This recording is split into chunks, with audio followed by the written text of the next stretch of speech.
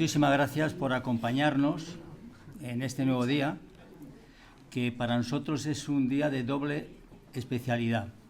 Primero, porque nos va a acompañar nuestro amigo Miguel Ángel Ruiz con su conferencia, y segundo, porque todos los miembros de esta casa, de la Asociación de Estudios Espíritas de Madrid, pues desea agradecer a los compañeros de los medios sociales que se encuentran aquí en esta tarde, a Mindalia y a Divulgadores del Misterio, todo el esfuerzo, toda la dedicación que realizan todas las semanas prácticamente en divulgar nuestras conferencias. Y es por ello que nosotros queremos testimoniar nuestro agradecimiento, transmitiéndoles, María Jesús, por favor. No, yo prefiero que vengan. Que vengan por aquí los dos. Y veniros aquí. Así os ve todo el mundo. ¿Que vaya?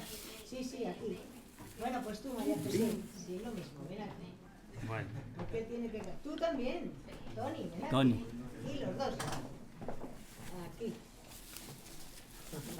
Esta es una placa de testimonial para agradecerles a Divulgadores del Misterio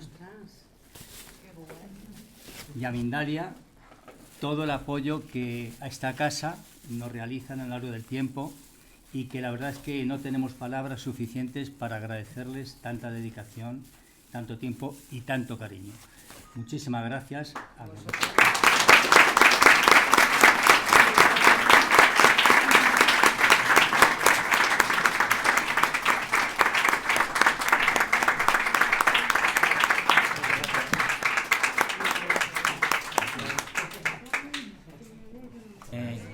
Qué alegría ver tantas caras aquí en este día, caras conocidas, caras de amigos, caras que se repiten cada viernes, y también, como no, otras caras que son nuevas, a los cuales les damos nuestra bienvenida y les transmitimos que sepan que todo cuanto hacemos aquí lo hacemos de una manera altruista, cariñosa y sobre todo con la intención de transmitir el conocimiento que nosotros, gracias a otros también, hemos ido adquiriendo a través del tiempo. Por lo tanto, pues muy buenas tardes, procurar dejar los teléfonos en vibración o en silencio, y ya pues es el momento pues en que vamos a recibir a nuestro amigo Miguel Ángel Ruiz, como decíamos antes, con su conferencia Anima Mundi. Es una conferencia que ha realizado expresamente para nosotros y que sencillamente creemos que nos va a transformar, que nos va a hacer comprender muchas de las cosas que no comprendemos. Nos va a abrir un abanico de posibilidades, y para ello es el único. Él está muy habituado a realizar artículos, a estar en la televisión, llevando siempre su conocimiento, su saber. Él trabaja en Santander y ha tenido pues, la atención de desplazarse desde Santander para estar aquí con todos nosotros. Así que, Miguel Ángel, como siempre, ya sabes que esta es tu casa. Son muchos los años que llevamos viéndonos, y sobre todo agradeciéndote todo cuanto haces por esta casa. Muchas gracias.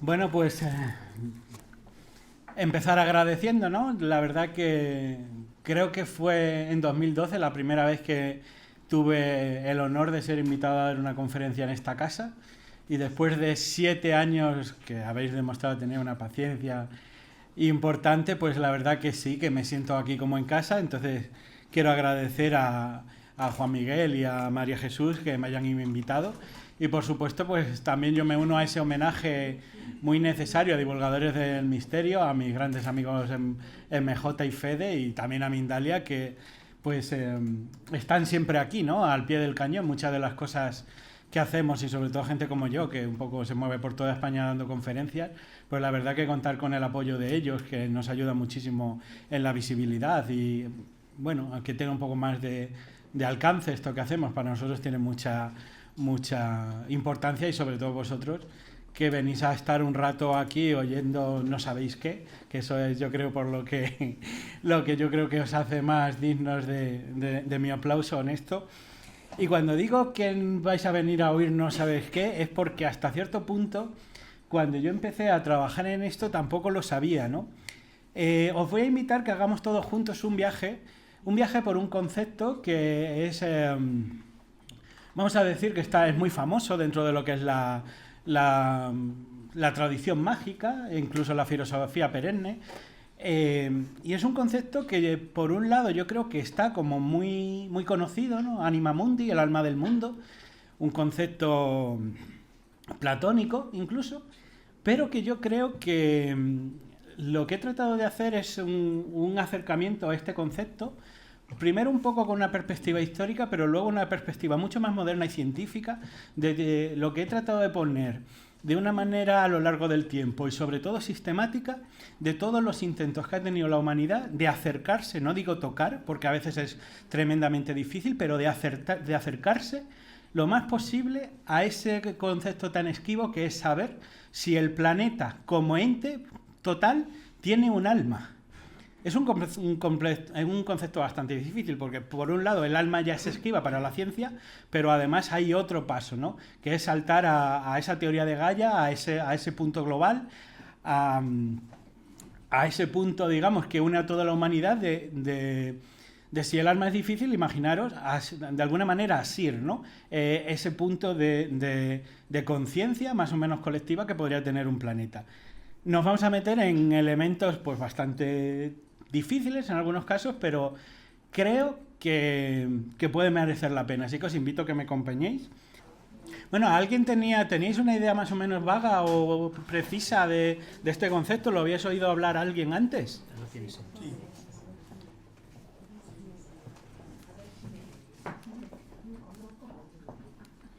Vale, pues Anima Mundi. Es un concepto, como decía, platónico, que aparece en su obra del Timeo, y es el equivalente al alma humana, pero referido al mundo, al planeta Tierra. Es un concepto, vamos a decir, muy tradicional de los griegos. En cierto sentido, si todo estaba animado, si todo tenía ese espíritu de Dios, ¿por qué no había de tenerlo un planeta, no? Incluso, de hecho, hay una cosa muy curiosa que veremos después, pero las grandes tradiciones, las religiones no, pero sí el misticismo de todas las grandes tradiciones suele concordar perfectamente, digamos, en los grandes elementos, ¿no? En esta forma de ver las cosas, como decíamos griega, si todo tiene un alma, también los planetas. Y no solamente los planetas, sino las estrellas, ¿no? Quizás es una idea como muy platónica, es el mundo de las ideas. Entonces, cualquier idea que exista, o digamos cualquier elemento, en este caso era, como digo, animado por un alma, en este caso de planeta. Aquí hay una cita de Kepler que viene a decir: el globo de la Tierra es un cuerpo como el de un animal, ¿no? Y como decía, no solo el planeta, sino las estrellas son seres vivos y se los considera como tal. De hecho, pensar que en la astrología clásica incluso los planetas tienen una personalidad. No es lo mismo Venus que Marte o Júpiter, etcétera, ¿no? Esto es pensamiento mágico tradicional, o sea, medieval. Y esta es una representación un poco de cómo se veía el Anima Mundi. Aquí, que yo he puesto, no sé si esto tiene el... Bueno, en todos estos vienen como varias esferas de lo que sería esa alma, ¿no? Que, por ejemplo, pues vienen los vegetales, los animales, etcétera, etcétera. Los 7 cielos, y digamos, esto es un poco una representación de cómo ellos pensarían que podía ser el alma del mundo, que lógicamente englobaba todo lo anterior, ¿no? Y esto es de un pintor que se llama Robert Fludd, que, bueno, es de 1500 y pico. Y yo, cuando empecé a hacer esta conferencia, este primer apartado se llamaba Breve Historia del Alma, pero no fui capaz de desarrollarlo porque es tan tremendamente compleja, que esto sería una tesis doctoral. O sea, es tan tremendamente compleja, solamente las nociones del alma, en la historia clásica, que tuve que claudicar. Entre otras cosas porque son tremendamente ricas en conceptos. Y yo realmente para la charla solamente quería establecer una dicotomía entre lo que es el alma individual y lo que es el alma grupal. ¿Qué tradiciones han sostenido que tenemos una suerte de alma individual, como por ejemplo dice ahora la Iglesia Católica, y quienes pensaban que tenemos un alma que puede ser compartida, ¿no? En cierto sentido, cuando hablamos del alma del mundo, podemos estar hablando del alma de un planeta, pero también de una gran familia de muchas almas dentro de ellos, ¿no?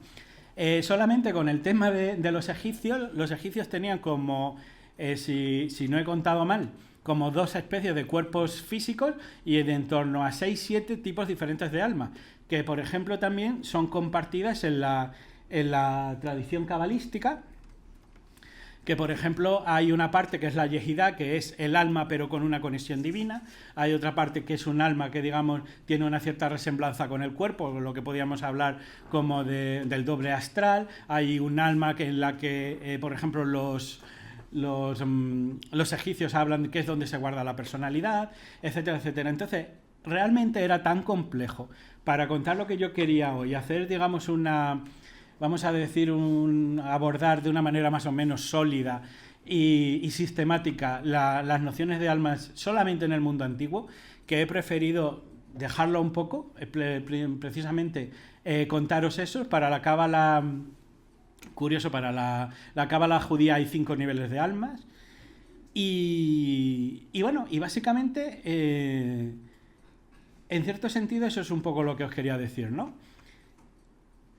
Hay, sí, dentro de todas estas conciencias o dentro de estas visiones tradicionales del alma, una cosa que luego el cristianismo empieza a desdibujar y finalmente bueno, esto es una representación medieval de un texto aristotélico, donde para ellos la psique, que la psique además es el inicio o la base de la palabra psiquis. Nosotros ahora mismo a la psicología nos referimos, digamos, tenemos una visión como la psicología en torno a la mente, pero para los griegos la psiquis era mucho más el alma que la mente, ¿no? Y ellos, como la define aquí Aristóteles, pues sería forma específica de un cuerpo natural que en potencia tiene vida, ¿no? Para Platón, pues básicamente había diferentes tipos de almas. Hablan de 2 tipos de almas mortales, la pasional y la apetitiva. Y encima de esas 2 estaría la alma racional. Como os podéis imaginar, realmente es muy complejo, pero sí que quería salvaguardar ese elemento entre una cierta dicotomía entre lo que vienen a ser almas individuales, que se nos presupone más a los humanos, al ser humano, y almas grupales que se les asocian a otra parte. Incluso dentro del ser humano compartimos una cierta alma. Eso, que era una visión como muy tradicional, se empieza a desdibujar en el cristianismo y finalmente prácticamente se pierde en el catolicismo, ¿no? Entonces, esta es una idea que de alguna manera ha generado ciertas controversias filosóficas a lo largo de los siglos. Es decir, por ejemplo, está muy claro que el ser humano, nosotros mismos, en nuestras mitologías nos hemos dotado de alma nosotros mismos, pero ya no está tan claro con los animales, y mucho menos con los diferentes niveles de animales. A los mamíferos, yo creo que si os pregunto si los mamíferos tienen alma, habrá quien piense que sí, quien no. Probablemente bajando a los insectos es cuando se empiezan a hablar de almas grupales, porque no nos imaginamos que un insecto tenga personalidad, no pensamos que una abeja o una hormiga tenga ni siquiera una individualidad, y algunas tradiciones hablan, digamos, extienden esa misma, vamos a decir, personalidad grupal, por ejemplo, a las plantas, incluso a los minerales, y los pondremos en una, digamos, escalera de evolución hacia la conciencia, hacia el ser, pero sin llegar a precisar cuándo se produce esta individualización del alma y cuándo tenemos un alma propia, y si nuestra alma propia tiene, digamos, parte de un alma grupal que compartiríamos no solamente todos los seres del planeta, sino también del universo. Yo, por ejemplo, tengo mis dudas con que los animales no tengan alma, aunque hubo algunas declaraciones hace unos años de Juan Pablo II que lo pusieron en tela de juicio, pero sí hay una cosa que me llamó la atención, especialmente el primer libro, que está escrito por 2 amigos míos, y son testimonios reales de gente que ha estado muy apegada a sus mascotas y que una vez que sus mascotas han fallecido, digamos, han tenido algún tipo de encuentro con ellos, estilo fantasma, estilo presencias, estilo, por ejemplo, uno de ellos me parece que hablaban de un periquito que tenía una forma como muy característica de hacer sonar el pico con unos barrotes que tenía.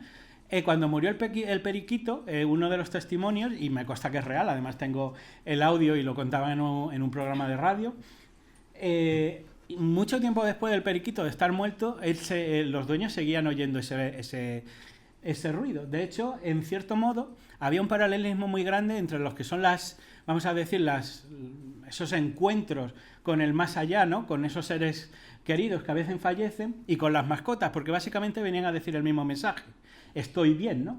Pero bueno, yo no afirmo ni niego, pero sí quería poner tanto a esta descripción del alma grupal, que sí que hay gente que recoge y encuentra testimonios, vamos a decir, de lo que podrían ser almas muy concretas en torno a los animales, ¿no?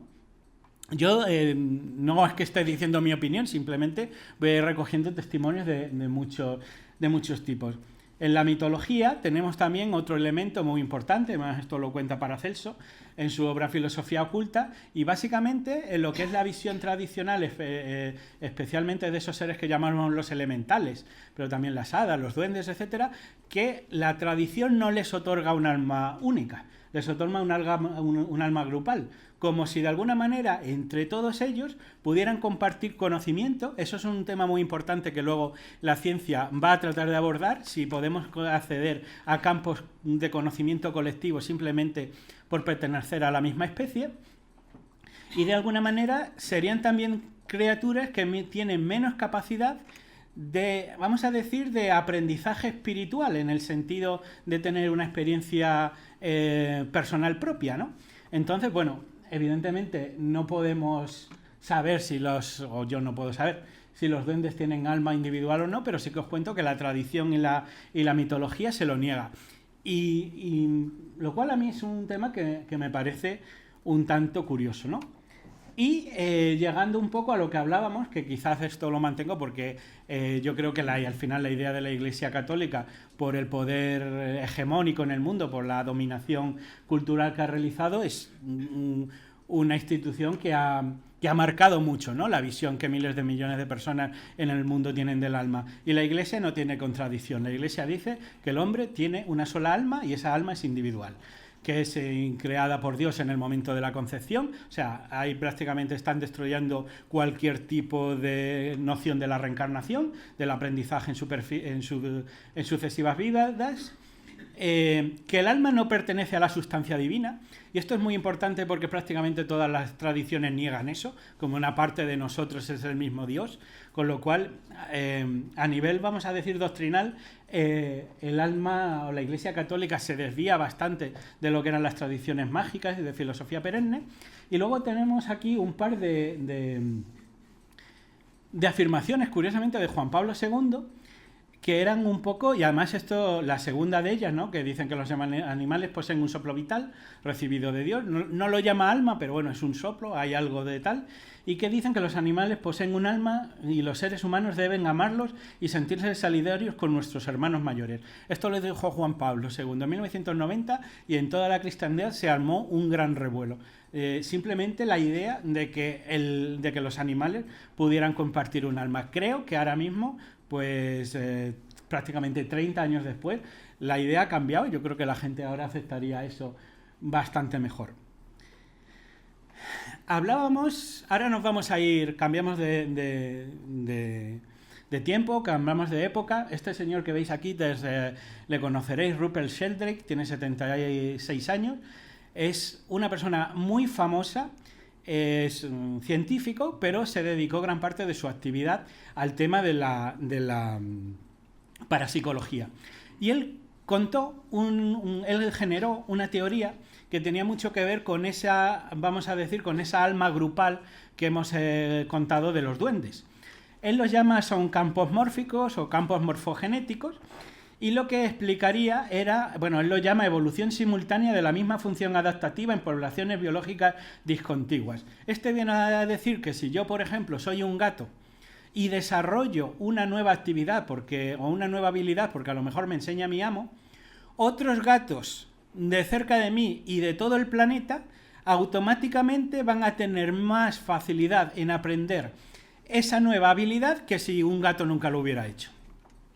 Es curioso, porque es como si, aparte de nuestras conciencias individuales, hubiera una especie de campo de conocimiento compartido.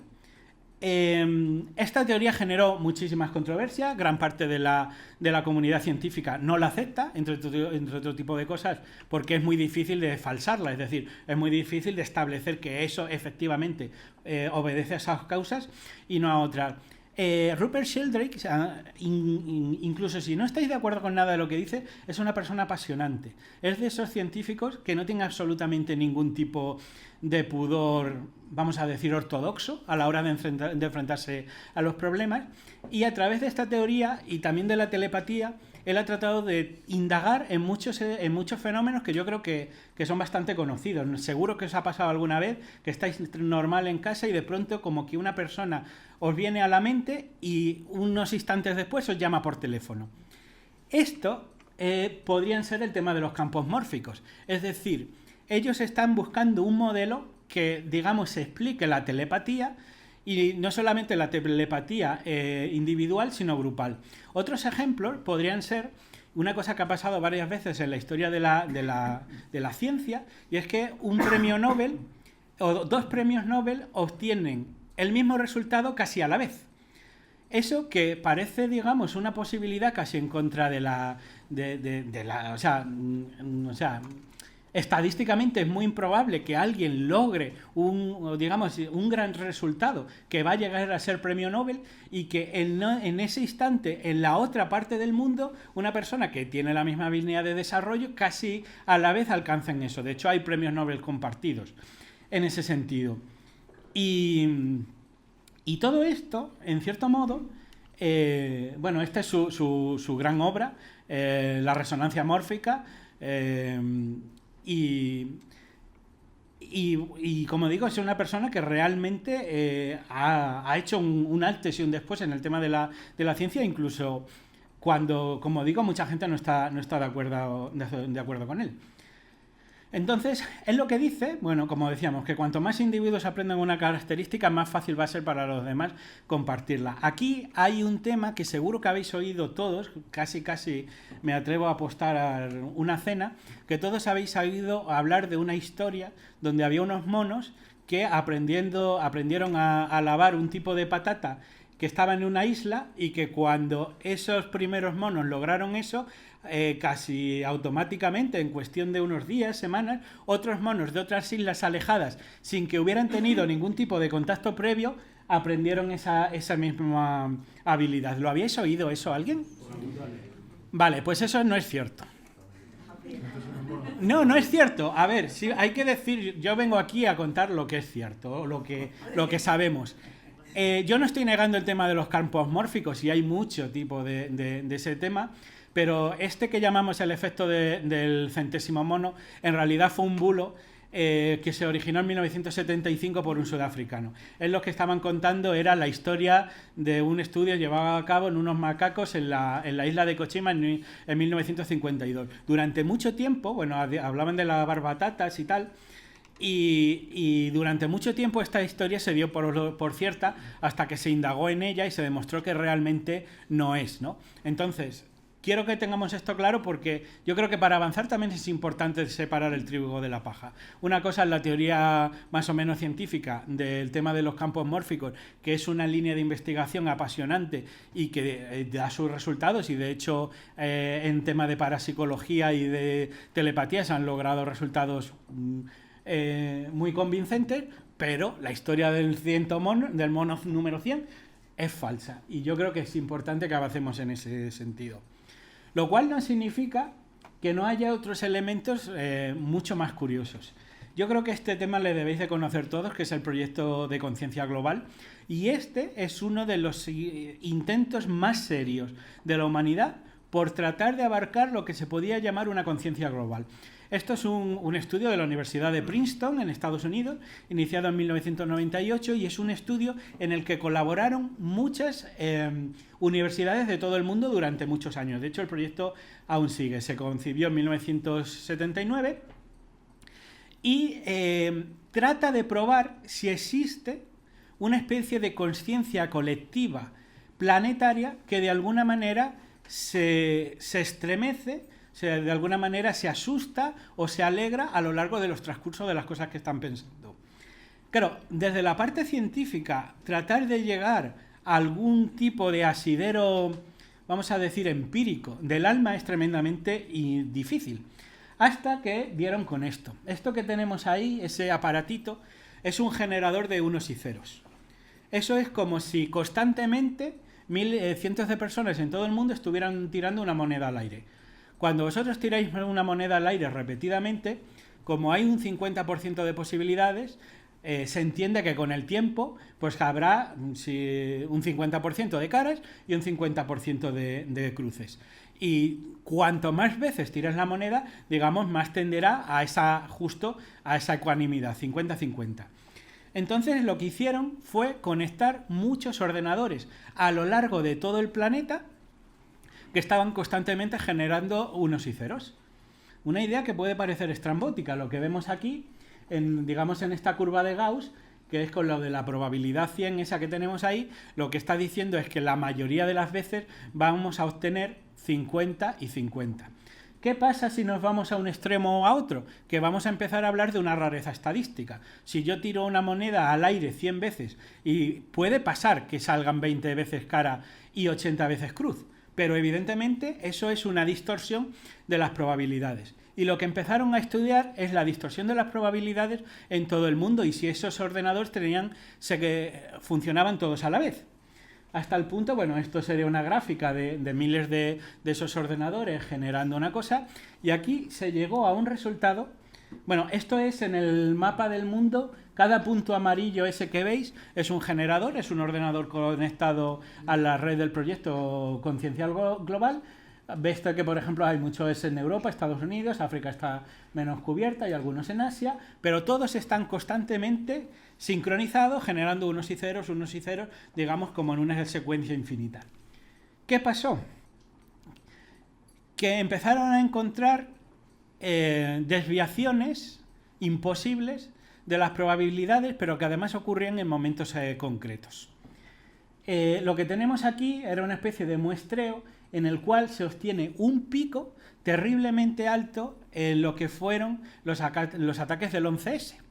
Claro, que tú tengas no solamente un generador de monedas, vamos a decir, funcionando, sino que tengas cientos en todo el planeta y que todos se aparten de la desviación típica justo en un momento de un ataque terrorista, da que pensar. Esto podía parecer una especie de casualidad muy, muy increíble, pero empezaron a obtener más resultados de más ataques. Una de las cosas más curiosas es que para mí, y ahora explicaremos un poco cómo funciona esto, lo que parece que están midiendo es que nosotros tenemos una especie de conciencia global que es capaz de asustarse y es capaz de gritar, pero sobre todo es capaz de alterar estadísticamente a cientos de ordenadores en todo el mundo. Pero hay una cosa que es todavía más curiosa, y es que cuando la desviación empieza horas antes de que se produzcan los hechos. Es decir, cuando pasó lo del 11S, no pasó cuando todo el mundo vimos en televisión cómo el 777 se incrustaba en las Torres Gemelas, sino que empezó a pasar 3 horas antes. O sea, hay una capacidad de predecir y de anticiparse. Lo que tenemos aquí fueron los atentados de bombas en Kosovo. Y también se realizó, como veis, 3 horas antes, empieza a producirse, digamos, una desviación sistémica de cómo funcionan esas monedas. Curiosamente, hay otras que no son por sí negativas y que se han hecho meditaciones de paz mundial a nivel planetario. Esto fue cuando el Papa estuvo visitando Tierra Santa en marzo del 2000, y también obtuvieron resultados, digamos, que se alejaban un poco de la estadística. Yo sé que un poco para el gran público esto son cosas como que no parecen quizás muy espectaculares, pero para un estadístico esto es una cosa que es inconcebible, porque estamos hablando de una sincronización, no sé si de todas las mentes, pero evidentemente de todos los ordenadores, que va correlada con cosas que están pasando en el planeta que nos afectan a nosotros. Para mí esto es lo más cerca que podemos estar a nivel científico y con métodos estadísticos y con un grupo de ingenieros y físicos y todo, lo más cerca que podemos estar de notar cómo el alma del mundo grita cuando hay algo que nos está estremeciendo a todos. Evidentemente aquí hay mucho que decir, habría que ver las diferentes guerras, dónde se produce, cuánto importa si los medios de comunicación informan o no informan de ello, pero sí que hay una desviación estadística, ¿no? Una desviación estadística que es, como veis aquí, esos miles de ceros que en el fondo son, como decíamos, tirar monedas al aire. La línea teórica es esa que se ve en negro, que no se ve muy bien, pero que es el cero puro, y en realidad no obtenemos eso. Obtenemos una línea que es la de azul de arriba, que viene a decir que muchas veces las probabilidades de que esto esté pasando son una de 1 contra 1 millón, 1 contra 10 millones, etcétera, etcétera. Lo que estamos hablando es algo que en esencia desafía todo lo que sabemos de matemáticas. Y como digo, está correlado con grandes sucesos que afectan a la opinión pública. Aquí tenemos, digamos, otros gráficos que vendríamos a estar lo mismo. Toda esa parte grisácea son las niveles de probabilidades que tenemos. Esta parte azul, que es con la probabilidad 0,05, es decir, una de cada 5.000 serían que se produce eso. La P1 es una de cada 1.000 y nosotros estamos en la roja, que sube de eso. Es decir, una probabilidad entre millones de que miles de cientos de ordenadores a la vez se desincronicen justo en los momentos en los que está pasando algo curioso. Yo sé que esto todavía es muy rudimentario, pero creo que es una manera sólida de la parte de la ciencia de acercarse a algo que puede ser el alma del planeta. Luego tenemos aquí, digamos, en esta lista de aproximaciones a tocar el alma del mundo, a una persona súper entrañable y yo creo que es súper importante, ¿no? Este es James Lovelock y que, bueno, no lo he puesto, es un científico de primera fila, alguien también bastante heterodoxo, alguien que que se jugó su fama, en cierto sentido, en proponer una hipótesis ahora famosísima, pero muy loca. Y es que la hipótesis de Gaia lo que viene a decir es que el planeta en su totalidad es un ser vivo. Es decir, igual que nosotros somos un cuerpo, un ente vivo, un ser, por así decirlo, también lo es en planeta. Pero no porque está, digamos, no como una suma de personas o una suma de entes, de animales, sino que el planeta en sí está vivo y se autorregula, ¿no? De hecho, por ejemplo, hay gente que defiende esta teoría que piensa que el calentamiento global es una suerte de fiebre planetaria. Cuando nosotros tenemos fiebre porque de alguna manera, porque tenemos un catarro, porque tenemos una enfermedad, la fiebre es una forma de defensa contra la enfermedad. Sabemos que los virus, encima de determinada temperatura, funcionan peor, y entonces es una manera de combatirle. Y hay quien piensa que el calentamiento global que podría generar el planeta es una forma de defenderse de nosotros mismos, que en cierto sentido seríamos los humanos. Es una señal de alarma, una señal de enfermedad, una señal que nos manda de decir algo no va bien, ¿no? La teoría de Gaia en general es bastante más compleja, ¿no? Hay varias premisas. Una es que el planeta se autorregula. Por ejemplo, que la composición de la atmósfera es siempre la misma. Es verdad que es el ser humano que está un poco alterando los niveles de CO2, pero también hablan que la salinidad del océano es constante. Entonces hablaríamos como si la Tierra, bueno, no exactamente el centro, ¿no?, que es, digamos, roca, pero todo lo que es la biosfera sería una especie de gran ameba, una especie de gran organismo que podría tener algún tipo de conciencia, ¿no? Evidentemente, cuando esta hipótesis se lanza y luego los críticos empiezan vamos a decir, a contradecirla, Lovelock en cierto modo se retracta, porque él evaluado muchas hipótesis que también son muy difíciles de probar, pero es genial que haya otros científicos que lo tomen en tela de juicio y lo miren. De hecho, hay gente que todavía sigue defendiendo esta teoría, gente que la abandonó, y desde luego estamos hablando de un debate científico muy sólido, en el sentido que en la historia de la humanidad se han celebrado 4 conferencias Gaia, con, digamos, gente de lo mejorcito del mundo, ¿no? De todo el mundo. Tenemos 1985, el 98, 2000 y 2006, ¿no? Hay una conciencia sobre este estilo que yo creo que la hipótesis de Gaia, porque luego esto se abre en 1000 abanicos, hay una hipótesis de Gaia fuerte, una hipótesis de Gaia débil, pero sí hay una cosa que es muy importante. Incluso si no aceptáis la hipótesis de Gaia como real a un nivel de vista científico, yo creo que tiene un valor metafórico importantísimo, porque a lo mejor la Tierra como tal no es exactamente un ser vivo, lo cual no significa que no tenga capacidad de autorregularse como un ser vivo, que no tenga una gran codependencia de sí mismo como puede tener un ser vivo de verdad, pero esto, siendo falso, está mucho más cerca de la idea tradicional que nosotros tenemos de planeta, porque para nosotros nuestro planeta era bien, o como decía Félix Rodríguez de la Fuente no me acuerdo del otro, que era Isaac Asimov, que la Tierra era un poco como nuestra nave espacial por la cual cruzamos el espacio, o era una especie de nuestra casa. Realmente nosotros formamos parte de la Tierra mucho más de lo que parece, y luego hablaremos de esto. Entonces, la Tierra como ser vivo es mucho más cierto que todo lo que habíamos pensado antes. De hecho, rechaza de pleno la tradicional separación de el hombre y la naturaleza, como si fueran dos entes diferentes y completamente distanciados. Eso es mucho más falso que la hipótesis de Gaia en su conjunto, incluso si no la compráis en su totalidad. Al mismo tiempo, hay otro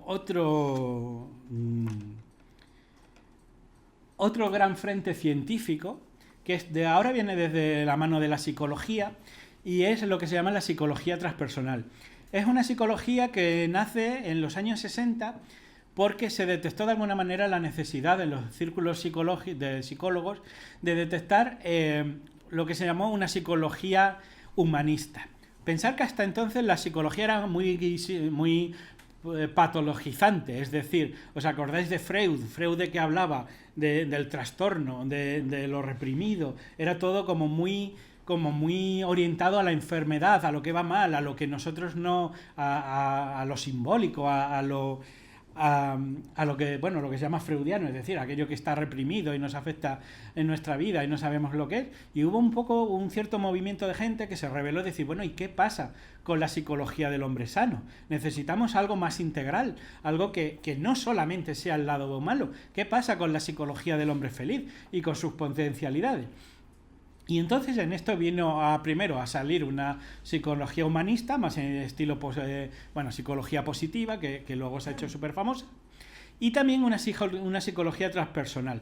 Una psicología que también era heredera de la escuela de Jung, que supongo lo conocéis todos, con su transición del ánima, de la sombra, etcétera, etcétera. Pero lo que empieza, digamos, a hacer la psicología transpersonal es establecer una serie de niveles que, por ejemplo, King Wilber los separa entre lo que es el nivel prepersonal, es decir, cuando aún no está formada la mente, y eso es muy importante, ahora hablaremos de ello, un nivel personal donde el individuo toma conciencia de sí mismo, de que es diferente, que vamos a decir que es un poco el nivel de psicología que todos manejamos, y luego un nivel de psicología transpersonal, que se alcanzaría por medio del desarrollo espiritual y que consiste en trascender la identificación con el cuerpo y la mente. Lo que estamos aquí es dando introducción a la psicología en lo que son todos los aspectos de trance, mística, experiencias cercanas a la muerte, salidas del cuerpo, etcétera, etcétera. Es, desde luego, para lo que había sido la psicología y la ciencia en sí, una posición muy valiente. Hace una búsqueda del sentido amplio, y nosotros también, para llegar a esa anima mundi, nosotros, el gran vehículo somos nosotros mismos, nuestra alma, ¿no? Entonces, todas esas experiencias, como digo, chamánicas, de trance, etcétera, etcétera, se empezaron a estudiar. Además, no se estudió solamente el tema tan así de los trances chamánicos y tal, sino que hizo una cosa que a mí me llamó... Bueno, aquí están los 3 niveles que os comentaba: prenatal, personal y transpersonal. Y hay uno que es en el primero, que es en el prepersonal, donde hay un campo de batalla científico brutal, que es en el tema de las matrices P y perinatales. Supuestamente, un bebé que no tiene la mente formada no debería de ser capaz de establecer muchos recuerdos de lo que hay. De hecho, luego hay una corriente de ellos que mantienen que en el bebé y en todos nosotros se mantiene la existencia de una memoria traumática que está, digamos, que lo que recoge en sí es la experiencia del nacimiento, ¿no? Y que además es una estructura importante del psiquismo humano. Claro, aquí la controversia es cómo un bebé puede tener memorias muy vívidas de su nacimiento si en aquel momento prácticamente su cerebro no está hecho y no es capaz de recogerlo. Yo aquí os puedo contar de lo que vienen a ser estas son matrices perinatales, que serían 4. El primer estadio, que lo llaman universo amniótico, que es ese punto de estar, digamos, flotando en el líquido del vientre de la madre, luego las contracciones, luego la ruptura y final la expulsión y nacimiento. Aquí hay una estrategia, o bueno, una serie de terapias que yo hace varios años viví, las han llamado en algunas veces rebirthing, que viene a ser renacimiento, y por una técnica que se llama respiración holotrópica, que la inventó este señor, que os sonará porque es Stalin Grof, pues sí, creo que se llama así, Stalin Grof, y es básicamente uno de los grandes personalidades de la psicología transpersonal. Lo curioso, y yo por ejemplo, este es un libro antiguo, también que habla de ese mismo, del trauma del nacimiento y cómo nos afecta. Está un poquito echado hacia arriba, la primera parte no se lee, pero yo aquí por ejemplo os quiero hablar de una experiencia que tuve yo. Hará, no sé, año 2005 o 2006, asistiendo a una terapia de rebirthing que consiste, es básicamente en una forma de respiración profunda, etcétera, en la cual tú vas de alguna manera liberando contenidos inconscientes. Yo no sé cómo lo hice, pero conseguí conectar con los que fueron los minutos posteriores a mi nacimiento. Si lo podéis probar, hacerlo. Es una cosa absolutamente que no os va a dejar indiferente. Yo recuerdo tener una importantísima sensación. Entonces yo no había leído de esto, simplemente lo probé. Pero hay un miedo ancestral en el nacimiento. El nacimiento es una cosa terriblemente dura y, como dicen, no sabemos muy bien porque lo recordamos. Yo recordaba, conecté con una sensación de angustia, miedo y desamparo brutal, porque tenía la conciencia, que parece un poco de cómo es cuando has estado un poco en el paraíso, que debería ser ese universo amniótico, pensar lo que es un feto dentro del útero de la madre. Estás protegido, estás calentito, tu cuerpo no pesa, estás nutrido constantemente y de pronto todo tu mundo se desvanece. Y se desvanece no por unas presiones solamente, sino que de pronto tú vas a parar a un mundo que está duro, que es rugoso, que es tremendamente áspero. Además tienes un miedo atroz porque no sabes qué te ha pasado. Además tienes una sensación de una pesadez inmensa, porque piensa que prácticamente para un bebé solamente levantar la cabeza es una cosa titánica. Y es curioso cómo a través de la respiración uno puede tener o volver a acceder a unas memorias que en principio para cierta parte de la ciencia no deberían de estar ahí, pero que luego cuando las piensas son perfectamente lógicas con lo que es el proceso de nacimiento de una criatura tan vulnerable y frágil como es un bebé. Entonces, esta, que de alguna manera es otro de esos, como decía, de esos rasguños o de esas tentativas de la ciencia de acercarse a algo que pueda ser una memoria conectiva o un alma, ¿no? Que es, como digo, la memoria del trauma del nacimiento. Luego tenemos aquí a la evolución de todo esto, y es la psicología integral. Ese señor que tenemos ahí es Ken Wilber y está considerado uno de los mayores genios que tenemos ahora. Él fue discípulo de Jung, venía de esta escuela de psicología transpersonal, y él hace un paso todavía más allá, más integrador y todavía más valiente de lo que es toda esa psicología. Él ni siquiera coge, como había hecho la transpersonal, el estudio de la metafísica, de la mística, del trance, de esos elementos, sino que lo que hace es coger absolutamente todo lo que eran las grandes tradiciones. El budismo, el Tao, el taoísmo, el Zen, etcétera.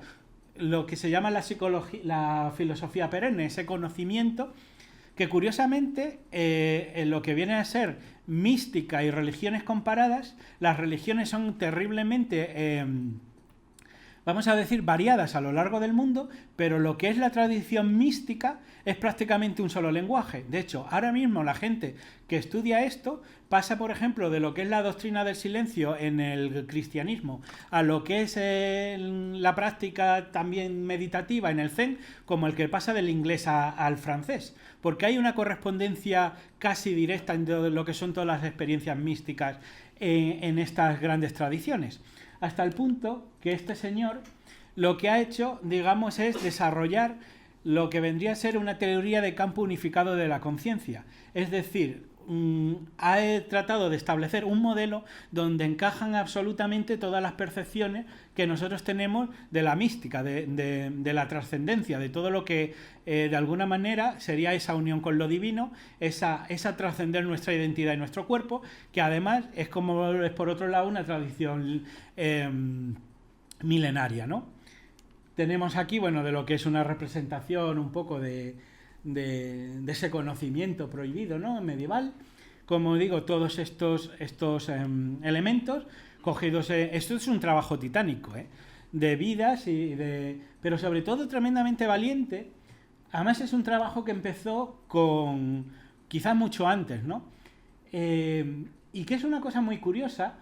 Yo creo, no sé si gente aquí estuvo en una conferencia que di yo, que se llamaba el viaje del héroe, y que estaba orientada al trabajo de Joseph Campbell, el héroe de las 1000 caras, y es un psicoanálisis del mito. Curiosamente, antes de que la ciencia la antropología, se empezase a ocupar de estas cosas, cuando considerábamos que los mitos y las leyendas y los rituales y las tradiciones espirituales eran poco más o menos que superchería, hasta que fue la propia ciencia que empezó a ponerlas unas con otras, a compararlas, a irlas midiendo, a irlas sacando un contexto. Y esto que sacó aquí, esto que tenemos a la derecha, que es el viaje del héroe, yo creo que es probablemente una de las formulaciones más sintéticas de lo que son absolutamente la estructura psicológica del mundo.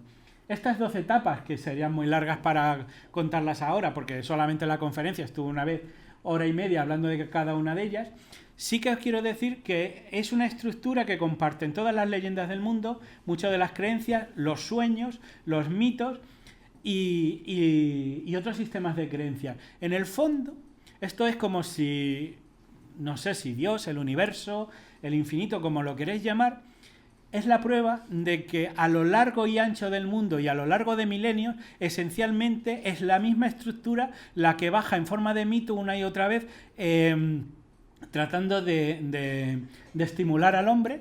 Por ejemplo, todas las películas de Hollywood, o prácticamente desde la Guerra de las Galaxias, yo creo que todas, pero antes inconsciente también, copian este tema, que es ese chico que más o menos vive en un entorno acogedor y doméstico, y un día algo externo, la casualidad, la fatalidad, le empuja, les crea un problema, y él tiene que hacer un gran viaje en el que se transforma y vuelve transformado. Tiene que hacer un paso por una que se llama una experiencia de muerte y resurrección. Él vuelve transformado, supera sus miedos, y una vez que vuelve al mundo comparte su aprendizaje con el resto de la comunidad, y todo el mundo se ve beneficiado.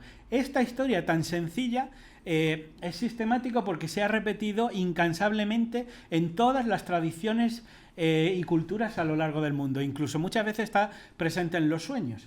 Entonces, esto sí que tiene mucho que ver con ese inconsciente colectivo, con esa idea de una idea grupal, y de hecho hay cosas muy, muy divertidas en este tema, ¿no? Porque también los antropólogos hicieron un intento por saber qué era exactamente universal en la humanidad. Entonces, yo probablemente, si os preguntase a todos si la risa pensáis que es un valor universal del ser humano, probablemente yo creo que todos me vais a decir que sí. Y curiosamente, y lo siento porque esa diapositiva cuando venía en el coche me he acordado que no la metí, hay cosas tan curiosas como que en una tribu de Papúa la risa, o sea, la sonrisa, es una forma de expresar agresividad. Pero a mí me parece, y entonces un gesto que parece tan innato que ya tienen los bebés, que es arquear un poco la cara para esbozar una sonrisa, hay culturas que eso es una forma de amenazar a otros. Pero me parece muy interesante ver cómo la ciencia ha tratado de profundizar tantísimo en nosotros, en nuestra psique común, universal, y establecer hasta los últimos rasgos de lo que es común a todos los niveles y lo que no. De hecho, Ken Wilber en la psicología integral establece como dos tipos de parámetros. Unos que son locales, es decir, aquellos que serían, vamos a decir, características propias de una cultura, de un tal, y otros que realmente son completamente universales y que incluso puede compartir otros animales. Dando otra vuelta de tuerca y absolutamente abandonado todo este parámetro espiritual, holístico, integrativo, tenemos a la ciencia también elaborando o tratando de elaborar respuestas desde un campo de vista absolutamente diferente, que es el tema de la neurociencia, es el tema del funcionamiento interno del cerebro. Este señor, que es para mí uno de los mejores científicos españoles, tiene 81 años, yo le vi en una conferencia en Santander el año pasado y de hecho tuve la oportunidad de preguntarle un par de cosas. Es un gran genio, pero estudia, como digo, la espiritualidad desde el punto del funcionamiento del cerebro. A este señor y a otros muchos les interesa saber qué pasa a nivel de señales, a nivel eléctrico, a nivel de sinapsis y de neuronas, qué pasa en el cerebro en el momento de la experiencia mística. Porque claro, también él cuando da la conferencia y siempre está hablando en unos términos que son como muy darwinianos de por qué nosotros, que somos de alguna manera la cumbre de la adaptación de todos los mamíferos de la Tierra, si nosotros estamos teniendo que adaptarnos a un medio que es cruel, que está basado en si tú cómo sobrevives en el sentido de cómo usas instrumentos. Recordar, por ejemplo, Altamira con los huesos, cómo tallamos, cómo somos capaces de transformar de alguna manera el medio ambiente para hacerlo más sencillo a la vida de nosotros. Pensarías que una criatura hiper mega adaptada al hábitat como ha sido el ser humano debería de ser una criatura que es absolutamente materialista, es decir, yo si creo que me va a comer un bisonte o si yo tengo que cazar al bisonte, me olvido de cualquier tipo de espiritualidad. Y sin embargo, una de las cosas que este señor, aparte de materialista recalcitrante, y me parece perfecto, él lo que admite es que en el cerebro humano hay una serie de circuitos neuronales que están dando entrada a la experiencia espiritual.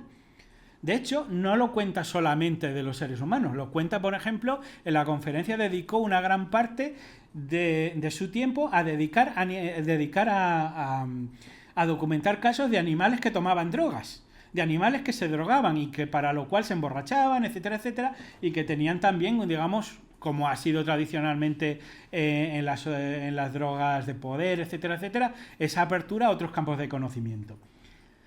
El tema de la neurociencia, que aparte es súper sólido, porque por otro lado tú tienes un escáner y esto está revolucionando el mundo ahora. El neuromarketing, la neuropolítica, la neuroeducación, neurocomunicación, etcétera, y prácticamente todas las ciencias sociales ahora, porque tú cualquier actividad lo que puedes ver es que está posando en el cerebro de una persona antes de que tome una decisión. Y el neuromarketing, por ejemplo, es la prueba definitiva de cómo la ciencia puede entrar dentro del ser humano de una manera arrolladora. Porque, por ejemplo, sabemos que las decisiones de compra ocurren en el cerebro antes de que nosotros mismos seamos completamente conscientes de lo que va a pasar. Si yo puedo ver vuestro cerebro, yo puedo saber qué producto vais a coger en un supermercado antes de que vosotros mismos sepáis, es decir, que esa decisión emerja en vuestra conciencia. Entonces, realmente estamos hablando de un modelo que ha llegado muy lejos, pero esto, en el tema de la neuroespiritualidad, para mí ha traído una de las mayores sorpresas que yo nunca pudiera haber imaginado. Bueno, estos son 2 libros de Francisco J. Rubia, La conexión divina y El cerebro espiritual, ¿no? Yo creo que son libros formidables que cualquier persona debe leer, ¿no? Y que de alguna manera una posición científica, pero humilde y sosegada, va tratando de establecer respuestas, ¿no? Para obtener eso. Pero aquí hay una cosa que es lo que yo os decía, que es una de las mayores sorpresas, ¿no?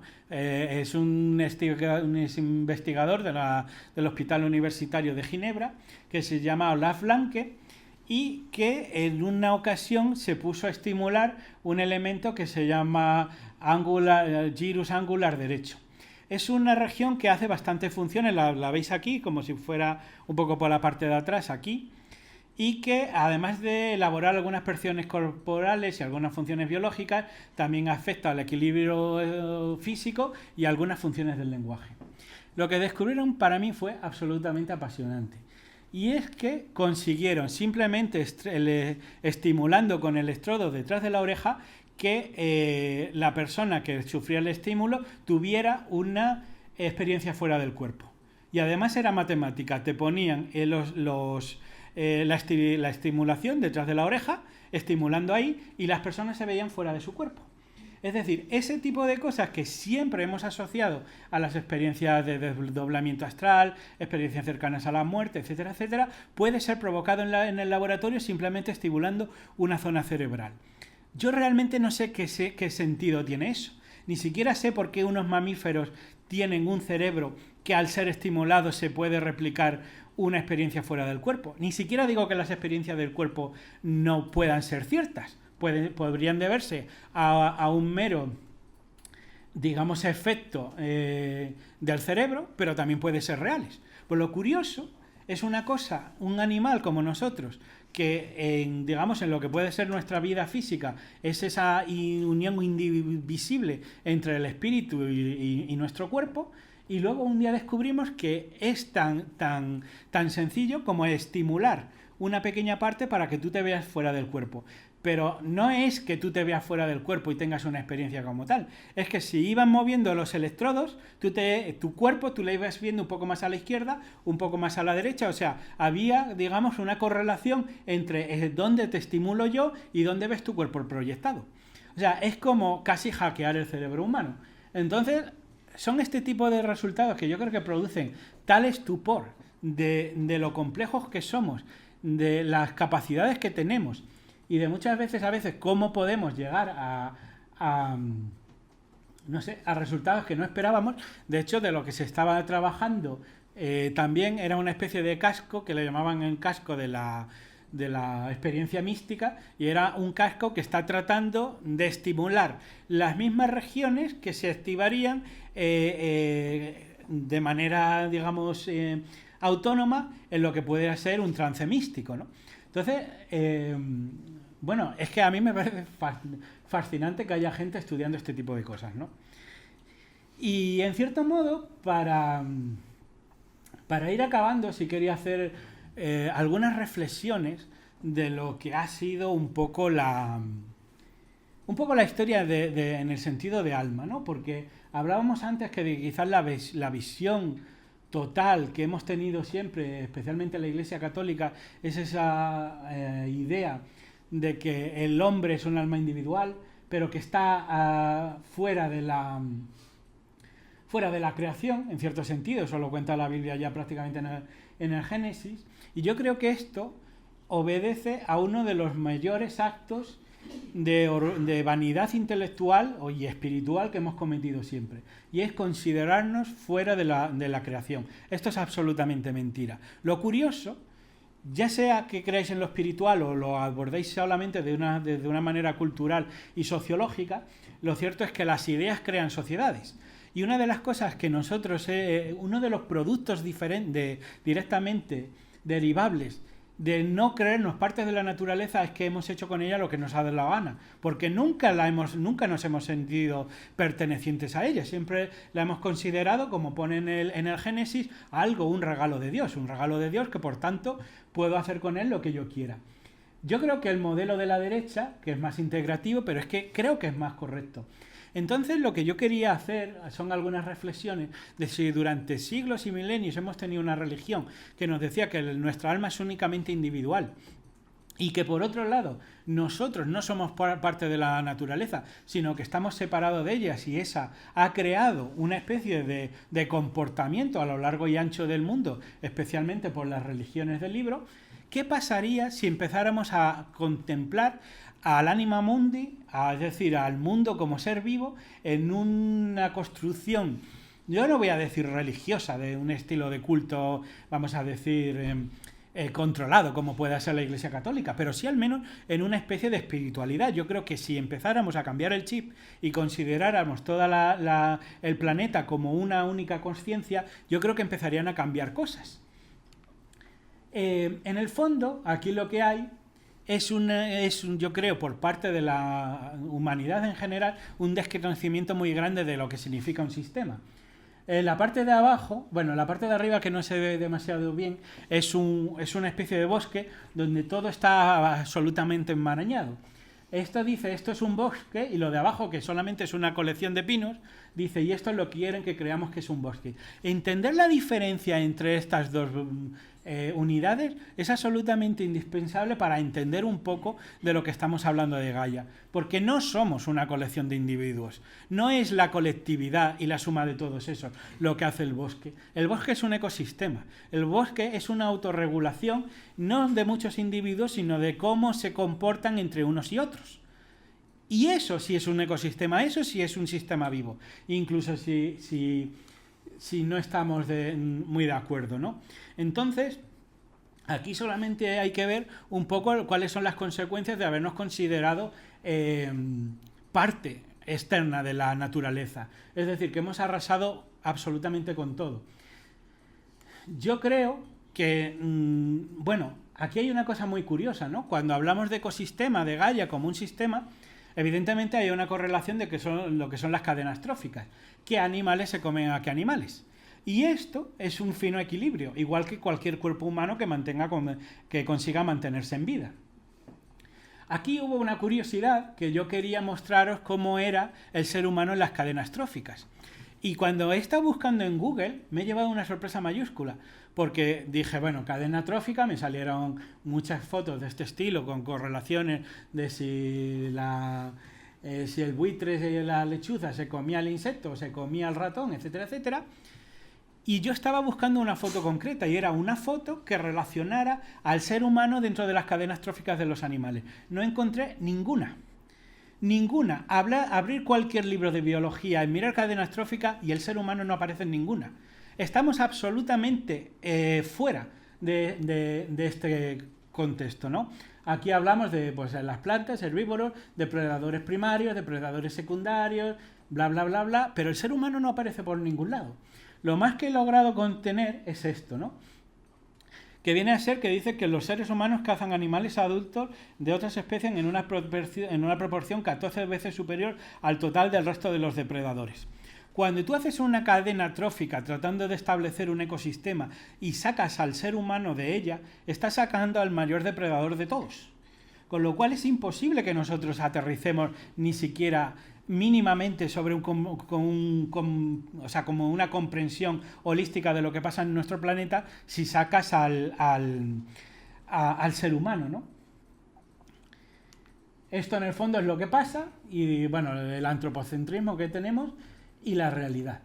Pero luego aquí hay una cosa muy curiosa. Cuando hablamos de espiritualidad, cuando hablamos de Gaia, y sobre todo cuando hablamos de Gaia como a nivel, como ser vivo, es imposible que hablemos de Gaia sin mostrar el estado en el que está actualmente. Porque sería de un cinismo terrible y de una hipocresía grandísima. Gaia, ahora mismo como planeta, está terriblemente enfermo. Y nosotros puede haber dos posibilidades de cuál es el papel que nosotros jugamos en Gaia. Si es verdad que formamos parte de él, somos un cáncer, una enfermedad totalmente absoluta. Y si estamos fuera y no pertenecemos a él, realmente somos su asesino. Aquí estamos hablando de miles de titulares que os podría traer, pero que son absolutamente terribles. 63% de los gorriones en Europa ha desaparecido. Esto es es una tragedia. Se habla también del 80% de los insectos, pero si nosotros formamos parte de Gaia, básicamente lo que somos es una población totalmente desencadenada, con un crecimiento sin freno. En medicina, cuando una parte del cuerpo crece de manera completamente descontrolada es un cáncer. Lo que tenemos aquí es titulares a todos los niveles de lo que se está produciendo una sexta extinción, es decir, el ser humano está literalmente matando a todas las especies que hay, ¿no? No os he puesto una foto, pero es una foto terrible de una ballena que se han encontrado la semana pasada y que murió porque tenía 40 kilos de plástico en el interior.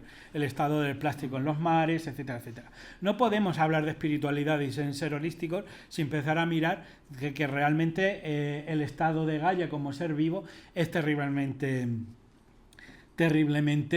preocupante, ¿no? De hecho, aquí hay hay muchas filosofías. Una de ellas, por ejemplo, es el decrecimiento, en el cual lo que dice que nosotros deberíamos de parar el crecimiento, vamos a decir, industrial, ¿no? Financiero, por una situación, ¿no? Porque, sobre todo por la huella ecológica tan fuerte que estamos poniendo.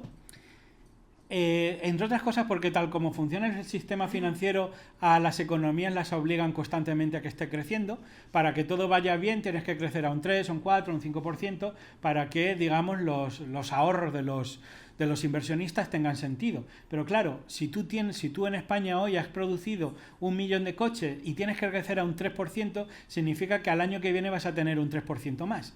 Y al año que viene otro 3% más sobre el 3% del año anterior. Eso realmente es la formulación matemática de una curva exponencial. Una curva exponencial en un planeta que es finito. O sea, la Tierra tiene una superficie, pero es una superficie que no está creciendo, es una superficie que es fija, ¿no? Con lo cual la presión es constantemente cada vez más grande. ¿Qué es lo que vemos aquí? Por ejemplo, otro de los grandes problemas que tiene, ¿no? Que es el tema de la superpoblación.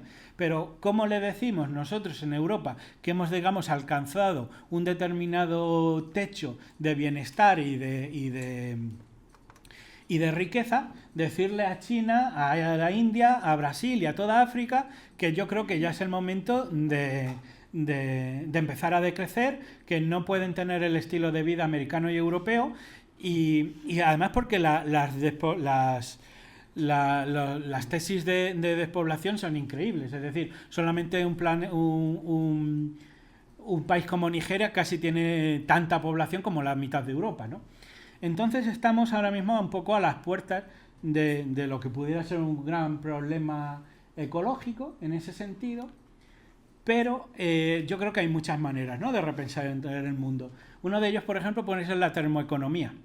Es decir, desligar el dinero que puede ser fuente de especulación, y empezar a entender la energía como la forma de dinero.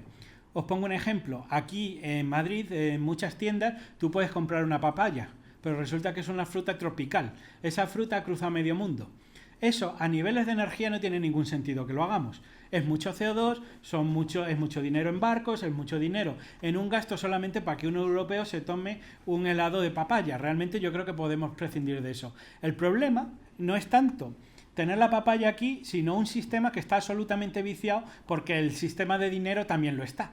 Si nosotros empezásemos a considerar la energía que cuestan las cosas como la única moneda en el trasvase de lo que es un sistema económico y financiero, habría cosas que serían prohibitivas. No podrías tener una papaya en Europa.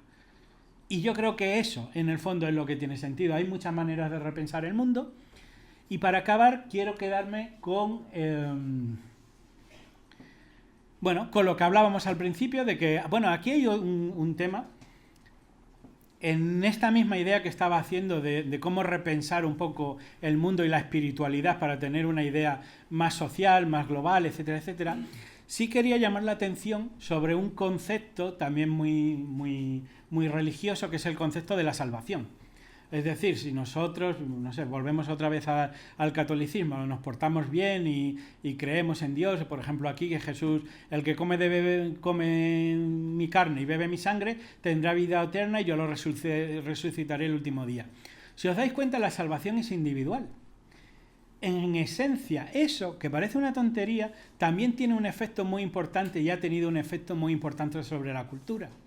Sobre la cultura, en el sentido que introduce un importantísimo elemento de vanidad espiritual.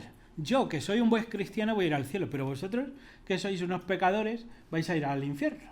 Entonces, en el fondo, y de una manera muy sofisticada, os estoy diciendo que yo soy mejor que vosotros. Pero claro, a lo mejor yo no soy un ente separado de vosotros como para que esa noción de la salvación individual me pueda ayudar a vanagloriarme. De hecho, bueno, hay muchas cosas que se hablaron, por ejemplo, en el Concilio de Trento y tal y cual, que era un poco el proceso de salvación del pecado, etcétera. Hay una cita de Pedro, ¿no?, que yo creo que dice muy bien esto. Si el justo con dificultad se salva, ¿qué será del impío y del pecador? En el fondo estamos haciendo una gran línea entre unos y otros, los santos, los piadosos, los buenos y el resto, los pecadores. Pero hay, como digo, una cosa, digamos que es muy disruptiva, en el sentido de que existe una vanidad que es ser mejor que tu vecino. Pero si tú, de alguna manera, mantienes y compartes un alma grupal con tu vecino, tú no podrías tener, digamos, esa diferenciación. Y yo creo que, por ejemplo, cambiar la cultura condominante a forma de espiritualidad globales y grupales, yo creo que nos haría mucho bien a todos. Así que os voy a despedirme con dos pequeñas fábulas, dos pequeñas historias que yo creo que ejemplifican un poco esa espiritualidad de la que yo quería hablar. Una viene de parte del gran místico Rumi, persa, de la Edad Media, que es un poema sobre la verdad. Rumi era un poeta místico, uno de las personas con más profundidad filosófica que ha existido en la historia de la humanidad, y con unos pensamientos de una belleza terrible, ¿no? Y él habla que la verdad es un espejo en manos de Dios. Un espejo que se cayó y rompió en muchas piezas. Cada uno tomó una pieza y cada uno miró a su pieza, por lo cual cada uno cree tener la verdad. El poema del Rumi le han dado la vuelta de otra manera, que viene a ser esto.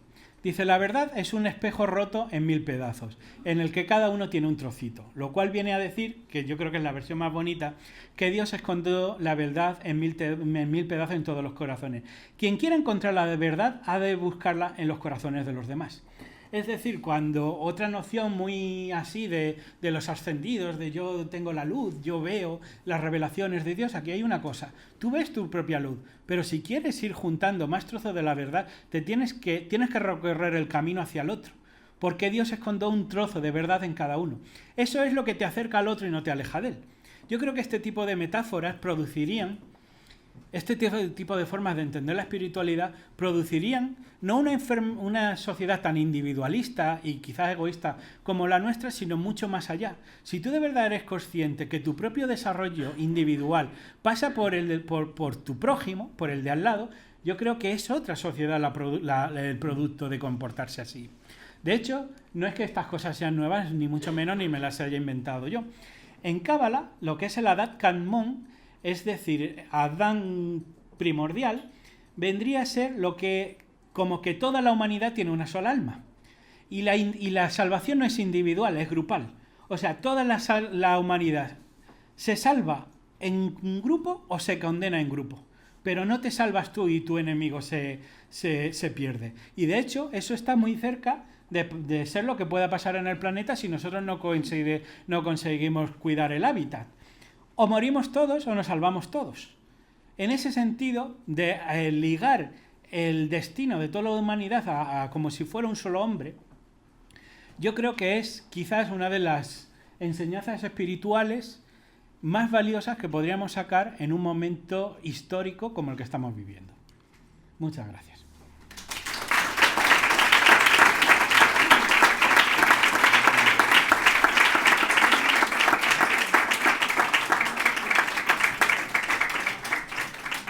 Bueno, y ahora preguntas y críticas y cosas de esas.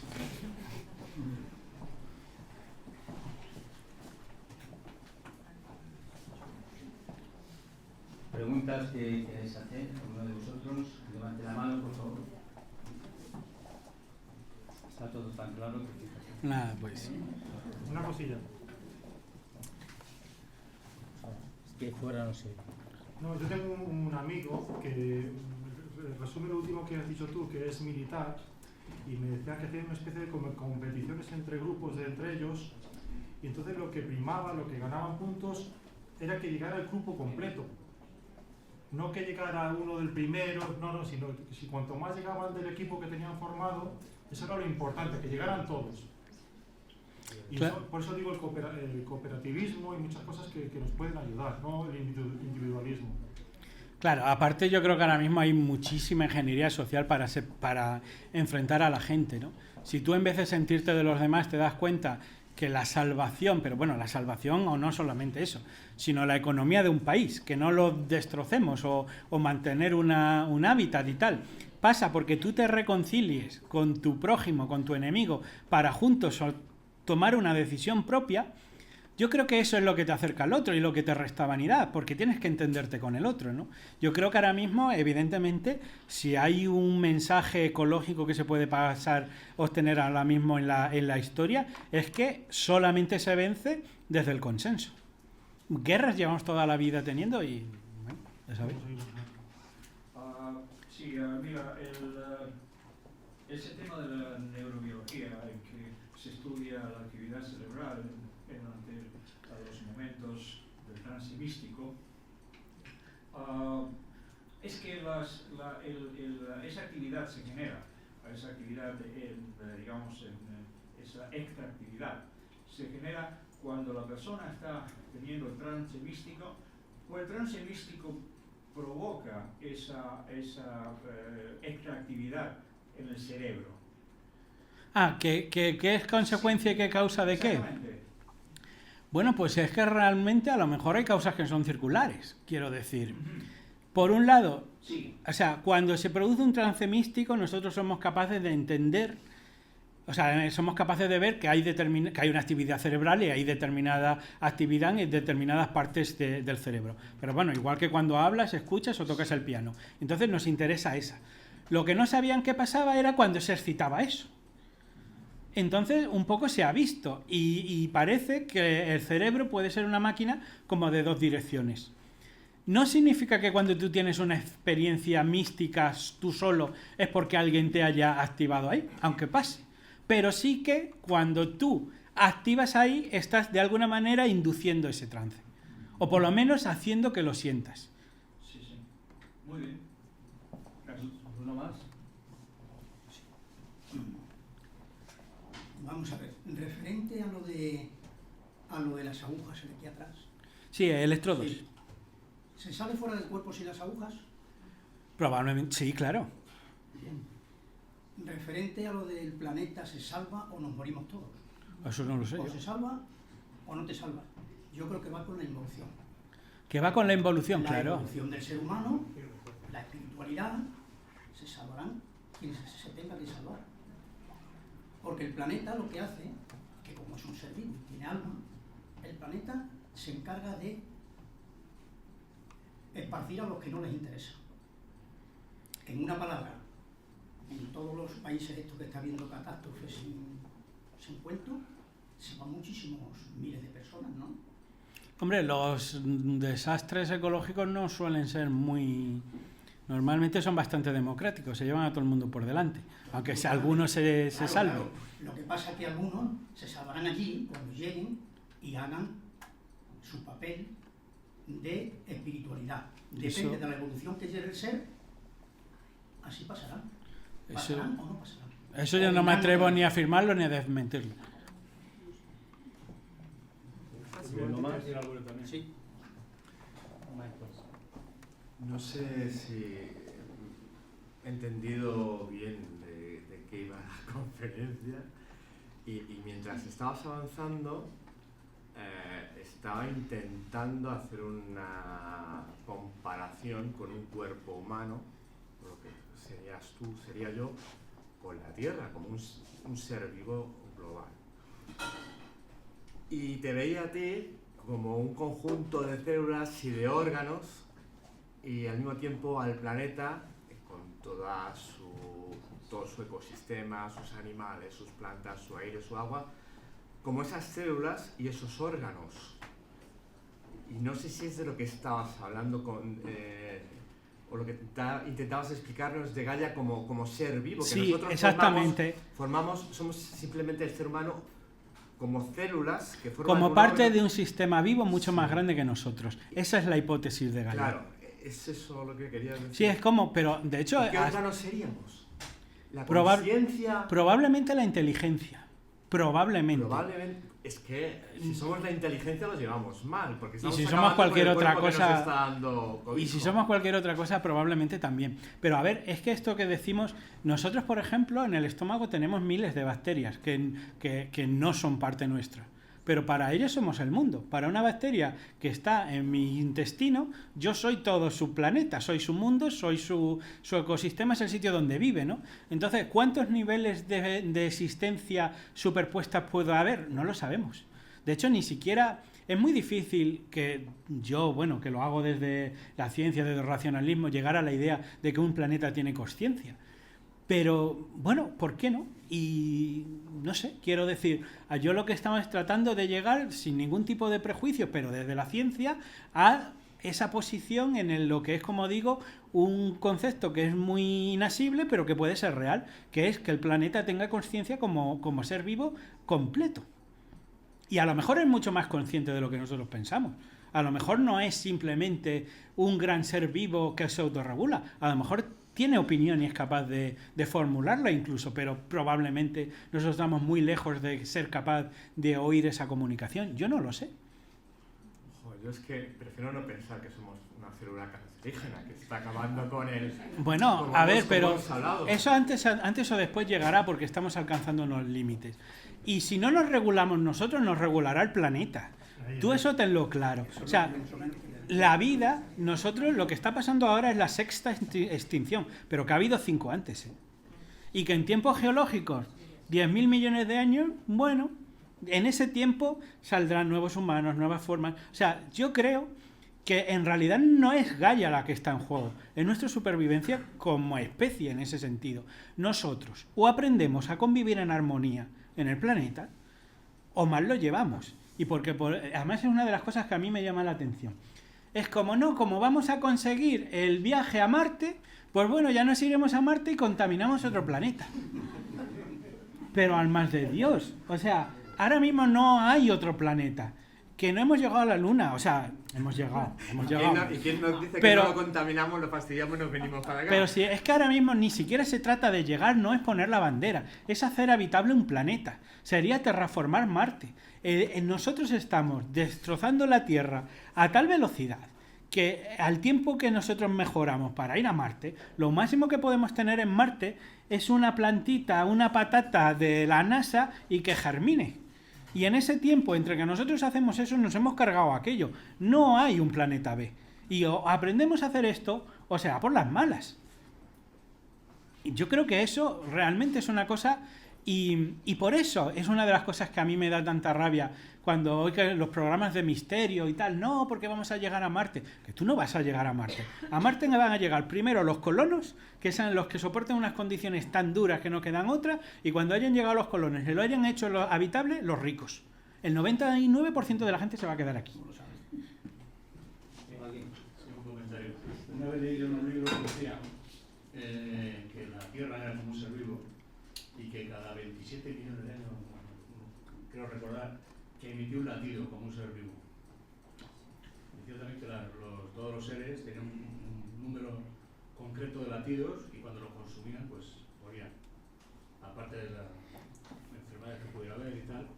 ¿Habéis oído alguna vez la idea de que una mariposa solo vive un día? Sí. Incluso si pudiéramos hablar con una mariposa, ¿vosotros a una mariposa podríais explicarle lo que son las estaciones? La primavera, el verano, el otoño, a un ser que solo vive un día. Y no ya las estaciones, sino a lo mejor procesos tan largos como los siglos y las eras. Nosotros para el planeta somos como mariposas. En apenas los 70, 80, 90 años que podemos vivir, todo eso de lo que hablamos de los ciclos geológicos. Sí, decía este hombre en el libro que se renovaba el planeta como si pasara un arado y se quedara todo enterrado. Mira, la Tierra desde que la conocemos tiene 4.500 millones de años. Tardó la leche en enfriarse en venir, en que empezara la vida. De hecho, quería haber puesto un vídeo, pero como al final no eso. Pero un vídeo que es, buscarlo en YouTube, la historia del mundo en 2 minutos.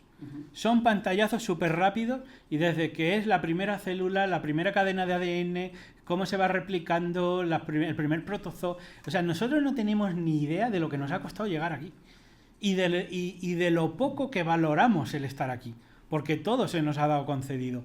Pero todo eso se puede perder en cierto sentido, porque por primera vez, mira, en la historia de la humanidad ha habido muchos imperios, han caído y han bajado. Los griegos, los romanos, los etruscos, los mayas. Nosotros ahora somos pero que cayeran, por ejemplo, los romanos daba igual, porque era una generación, una civilización que luego llegó a un colapso y acabaron. Punto. Es que los romanos, por mucho que se dedicaran a hacer acueductos por toda la península ibérica, poco más. Nosotros somos por primera vez la primera generación de humanos que son capaces de cargarse su hábitat entero. En el punto más grande de la Guerra Fría, entre Estados Unidos y Rusia, tuvimos una cosa que se llama overkill, un overkill es la capacidad de cargarte la Tierra una vez. Y tuvimos un overkill 6 o 7. Es decir, teníamos armas nucleares como para destrozar 7 veces la Tierra. El problema es que somos como un bebé con una pistola en las manos, porque en cierto sentido la humanidad todavía está en ese estado un poco bebé, estamos distraídos, somos inconscientes, pero al mismo tiempo tenemos unas armas que nos trascienden total y absolutamente, ¿no? Entonces, pues el tema es qué va a pasar a partir de ahora. Entonces, yo creo que empezamos a considerar todo esto como un conjunto y empezamos a considerarnos animales, que por otro lado también lo de somos seres racionales. No, perdona, nosotros no somos racionales. Que podamos establecer cierto racionamiento hipotético deductivo, vale, pero ahora mismo hay un montón de ciencias que se basan en que los seres humanos no somos racionales, no tomamos decisiones racionales. La compra, el marketing, la publicidad, todo es a estimular o a manipular nuestra parte emocional. Entonces, ahí vamos. Yo quería decir que, bueno, llevo poco tiempo estudiando lo que es la filosofía espírita y me cuadra mucho. Y yo durante todo el tiempo tenía ese conflicto, es decir, es opuesto que yo individualmente tenga una evolución y que al mismo tiempo pertenezca a un alma colectiva. Yo creo, por lo que yo llevo, meditado, que una cosa no se opone a la otra. Así, cuando en el espiritismo se dice que uno puede reencarnarse también en otros planetas, en otros mundos, yo lo que entiendo es que yo, mientras estoy aquí y tengo un cuerpo que pertenece a este planeta, tengo la obligación moral de contribuir al bienestar del planeta. O sea, eso es, para mí es... Entonces, eso no quiere decir, al mismo tiempo, que si yo trabajo eso mientras estoy aquí y otro no lo hace, yo tenga una evolución individual al mismo tiempo que se va dando una colectiva. A ver, yo creo que a nivel espiritual, el mayor benefactor o el mayor receptor de los dones de lo que tú des, eres tú, sin duda alguna. O sea, si tú ayudas a los demás, es a ti a quien te está llegando muchas de las cosas, sin quitar de que a los demás les lleguen. Ahora bien, una cosa es que haya una responsabilidad compartida y que tú no digas me da igual el resto del mundo, yo solo me ocupo de mí, tú eres parte de Madrid, tú tienes un desarrollo individual, pero como parte de ciudadana de Madrid, también tus acciones se dejan sentir en el colectivo. Entonces, yo sobre todo lo que hablo es de un cambio de conciencia que puede ser sutil y que es no lo que estamos haciendo, yo voy a lo mío, me da igual todo lo demás. No es que tú te sientas culpable por los demás, pero sí, en cierto sentido, responsable por la sociedad en la que vives. Una pregunta. Entiendo por lo que deduzco de tu charla, que no lo has dicho, pero pienso que las chances no están a nuestro favor para nada. Hablo de la supervivencia. Pero bueno, yo me dedico a las conspiraciones, yo tengo ese sesgo. ¿Okay? Si nosotros ponemos los 4.500 millones de años de la Tierra en una hora, hacemos un símil de una hora de los 4.500 millones de años, el hombre ha estado 5 minutos ahí. Y mira lo que ha hecho. Solamente a partir de la revolución industrial de 150 años para aquí, hemos destrozado el mundo, el cáncer, espantoso. En 40 años, los últimos 40 años, nos hemos cargado al 60% de las especies animales. Y tú dices, bueno, Marte y todo lo demás, como tú dices, pues podrá llegar y otra Marte en 100 años. O sea, esto es muy rápido. Sí, a ver, aunque no lo diga así, evidentemente yo estoy hablando desde nuestra civilización, porque yo creo que es el aquí y el ahora el que nos interesa.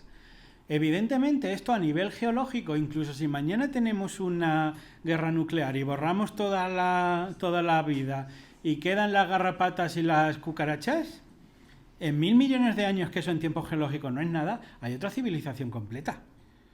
O sea, que quiero decir que por un lado, probablemente yo lo pueda ver pesimista porque estoy un poco anclado a los problemas de mi generación y de mi civilización. Pero supongo que a nivel de un plan divino a más largo plazo, chicas, la humanidad no lo supo hacer. Solamente podemos hablar desde esa perspectiva. Claro, pero a nivel geológico y a nivel de la vida, Sí, sí. ningún problema, yo te digo. 5 extinciones antes que nosotros. Esta es la secta. Y mira, ese eslogan que tienen ese movimiento que se llama Fridays for the Future, Viernes para el Futuro, es ese. No hay planeta B. Es que es clarísimo. ¿Más claro que eso? Gracias. ¿No más?